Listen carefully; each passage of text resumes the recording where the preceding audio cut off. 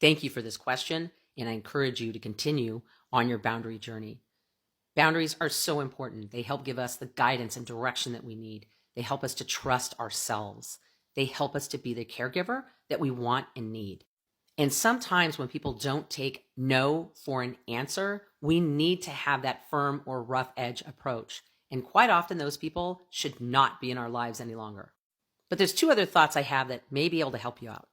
First, a lot of people set boundaries that are trying to control other people's actions. They're boundaries that we have for other people. Let's not do that. Let's just make sure the boundaries are for you. Also, when we're presenting our boundaries, we're not presenting it to ourselves. We're presenting it between two people. And so it's important to address both sides. Doesn't mean you need to change your boundaries up.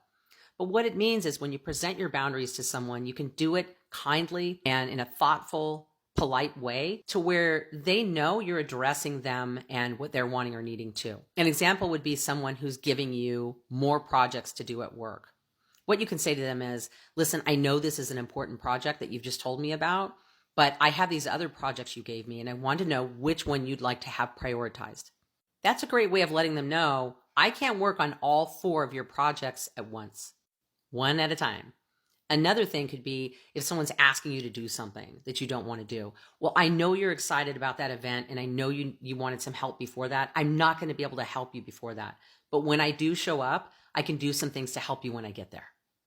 Do you see how we're addressing the other person? This is how you would probably like someone to present their boundaries to you. It's really using some consideration for both sides.